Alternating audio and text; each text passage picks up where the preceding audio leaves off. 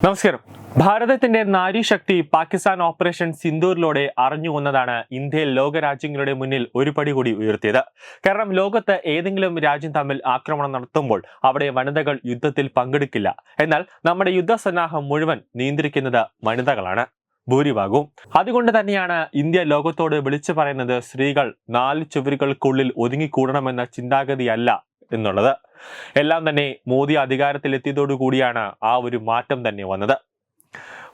തന്ത്രപ്രധാനമായ മേഖലയിലെല്ലാം തന്നെ ഇന്ന് സ്ത്രീകളുടെ കയ്യൊപ്പുകളെല്ലാം തന്നെ പതിഞ്ഞിട്ടുമുണ്ട്. എല്ലാം തന്നെ മോദി അധികാരത്തിൽ എത്തിയതോടുകൂടി മാറി എന്നതിന്റെ വ്യക്തമായ ഒരു തെളിവാണ് നവഭാരതിന്റെ നാരിശക്തി വെളിവാക്കുന്നത്.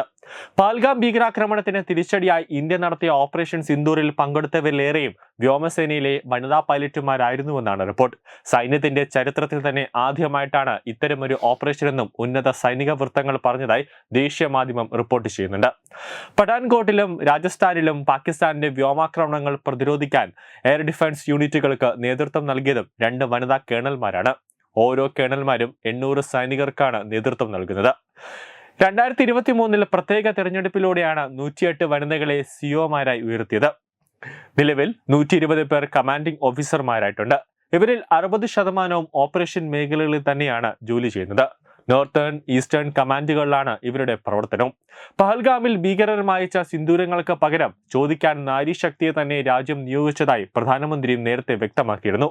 പാകിസ്ഥാന് ഇന്ത്യ നൽകിയ തിരിച്ചടി മാധ്യമങ്ങളോട് വിശദീകരിക്കാൻ എത്തിയതും സേനയിലെ വനിതാ ഓഫീസർമാരായ കേണൽ സോഫിയ ഖുറേഷിയും വിംഗ് കമാൻഡർ വ്യോമിക സിംഗുമായിരുന്നു. ബ്രഹ്മോസ് അടക്കം പാകിസ്ഥാനെതിരെ പ്രയോഗിച്ച ഇന്ത്യ പാക് വ്യോമതാവളങ്ങൾക്ക് സാരമായ നാശനഷ്ടമുണ്ടാക്കി. 170 ഭീകരരെ വകവരുത്തിയെന്ന് റിപ്പോർട്ട് പറയുന്നുണ്ട്. പാകിസ്ഥാനിലെ ഭീകര കേന്ദ്രമായ ബഹൽപൂരിലാണ് ഇന്ത്യ ശക്തമായ തിരിച്ചടി നൽകിയത്. ഇന്ത്യൻ സൈനിക നടപടികൾ 42 പാക് പട്ടാളക്കാർ കൊല്ലപ്പെട്ടു. പാകിസ്ഥാന്റെ ആക്രമണത്തിൽ 7 സൈനികർ വീരമൃത്യു വരിച്ചു. മെയ് 9-നും അതോടൊപ്പം തന്നെ 10-നുമായി ഇന്ത്യ നടത്തിയ ആക്രമണത്തിൽ പാക് വ്യോമസേനാ കേന്ദ്രങ്ങൾക്കുണ്ടായ നാശനഷ്ടത്തിന്റെ ഉപഗ്രഹ ചിത്രങ്ങൾ പുറത്തു വന്നിട്ടുണ്ട്. ആദ്യം നിഷേധിച്ചെങ്കിലും റാവൽപിണ്ടി വരെ ഇന്ത്യൻ ആക്രമണം എത്തിയെന്നാണ് പാകിസ്ഥാൻ പിന്നീട് സ്ഥിരീകരിച്ചത്.